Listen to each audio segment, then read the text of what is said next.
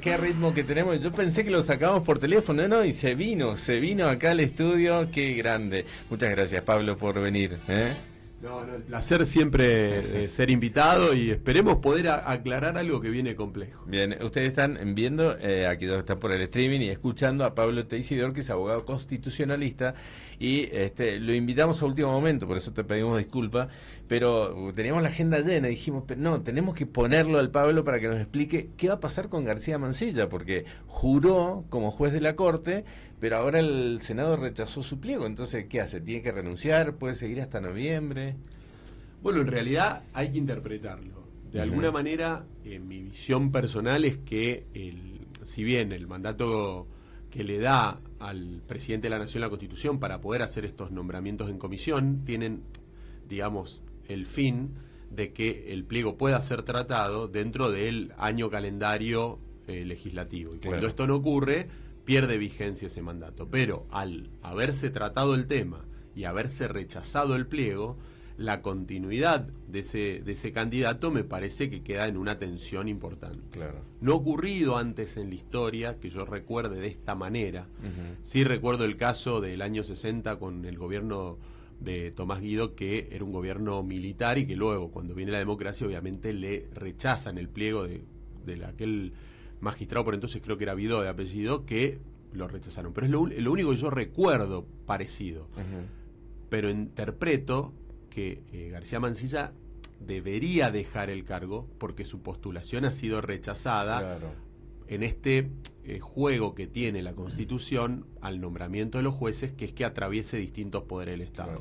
El nombramiento a través del Ejecutivo y el visto bueno del Senado. Esto no ha ocurrido y para mí debería cesar en el cargo. Claro.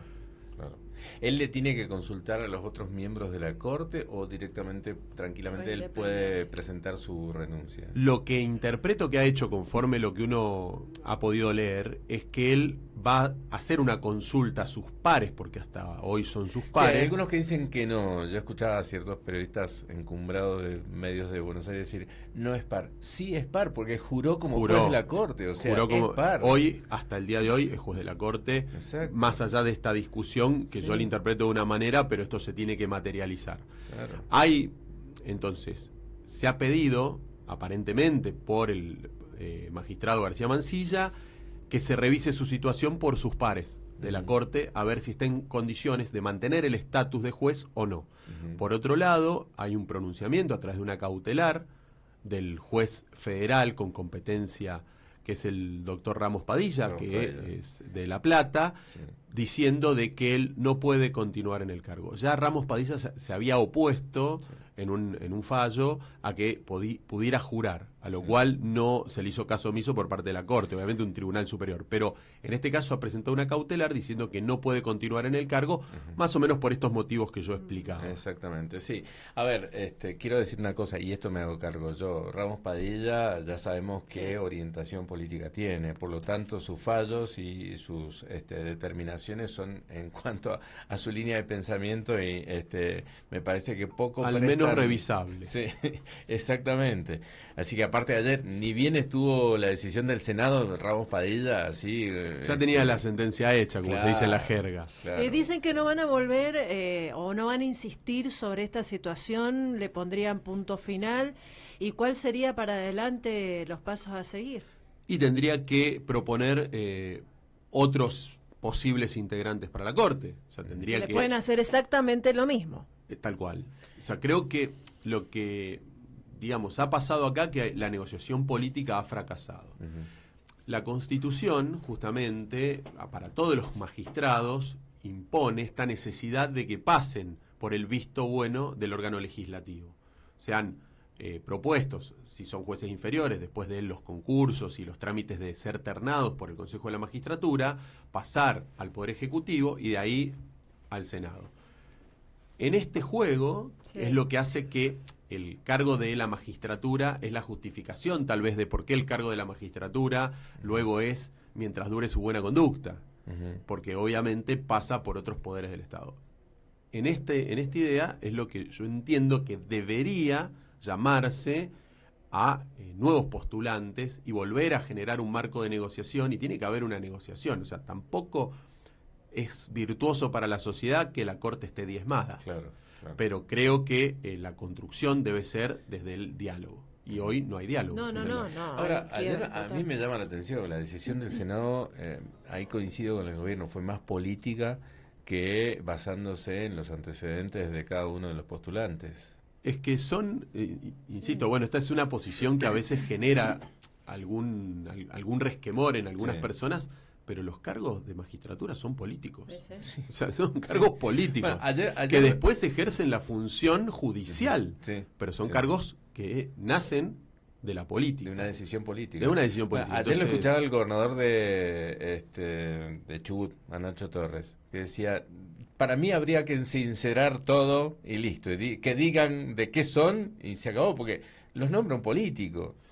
O sea, el radicalismo viene y nombra, el justicialismo viene y nombra. Y no está mal, pero es el sistema como funciona y como funciona también en Estados Unidos, por ejemplo. Por eso tiene varios miembros. Tal cual. ¿Y qué es lo que ocurre? Y está justamente pensado para que una vez que ingresan a la justicia dejen las banderías políticas de lado y se dediquen a dictar sentencias y trasciendan a las personas que lo nombraron y de esta manera se puedan despegar de las mismas. Claro. Y más siendo un máximo tribunal, ¿no? Pero eso no pasa, ¿no? Bueno, no sé. En general, hablando de otros jueces, hablando de otras cuestiones, de otras ideologías. Hay algunas aventuras de jueces de militancia que les han puesto hasta un nombre a agrupaciones. Yo no comparto, no coincido. Esto de, por ejemplo, cuando se hablaba de justicia legítima, todo, no es mi manera de ver la justicia. Yo no comparto ese tipo de asociaciones o ese tipo de tener una conducta previamente delegada por parte de un poder del Estado como es el Poder Judicial. Creo que los jueces tienen que ser independientes en sus sentencias, sus convicciones, y que justamente el sistema es perfecto. No hay que modificarle nada. Por eso trasciende a quien en su caso lo nombra. Y acá nosotros tenemos antecedentes en la provincia donde jueces que han sido nombrados por distintos gobernadores luego no han actuado de conformidad al gusto o al piacere del gobernador que los nombró. Entonces creo que me parece que el sistema está bien y lo que ha pasado ahora es parte de lo que es el desarrollo político. No es feliz lo que ha pasado, es un hecho histórico que no es feliz, pero está dentro de las reglas del juego. Sí. Y además, si hablamos del tema de la relación de la política con los jueces, 2 de los ministros que tiene Mendoza fueron ministros de gobierno de 2 gobernadores distintos, de distinto signo político. Así que más que eso, mirá, más político que eso. Sí, si uno va a un pensamiento así como, podríamos decir, mágico, a uno le gustaría que las decisiones fueran diferentes o que donde se fuera a buscar un candidato fuera distinto, pero también se interpreta que las personas que van a ocupar un cargo político como es la más alta magistratura tienen que tener un cierto contenido en su formación también política. Exacto. A veces se habla mucho de la academia y por ahí el académico no tiene el rodaje, esto es una opinión personal, a veces no tiene el rodaje, no pasa en todos los casos, pero para manejar un poder del Estado, porque en definitiva la función de ser ministro de Corte es manejar un poder del Estado. Entonces tiene que tener también, o sea, no podemos descalificarlo por haber participado en política, no podemos descalificarlo por haber participado en justicia y ser magistrado previamente, y tampoco podemos descalificarlo por ser netamente académico. Creo que hay que ver el perfil de cada persona en el momento en que es llamado a ocupar estos cargos. Bien. Pablo, te agradecemos muchísimo que hayas venido. Hemos tratado de aclarar y de ser veloces porque sé los tiempos del programa. No, bien, ya bien. Te vamos a dedicar todo el tiempo, que te vengas un día porque necesitamos desasnarnos de algunas cosas. Muchas gracias, veremos qué pasa. No, por favor. Gracias. Bueno, gracias. Chao. Que estés muy bien. Las 9:36, rápidamente nos vamos a la pausa y ya volvemos.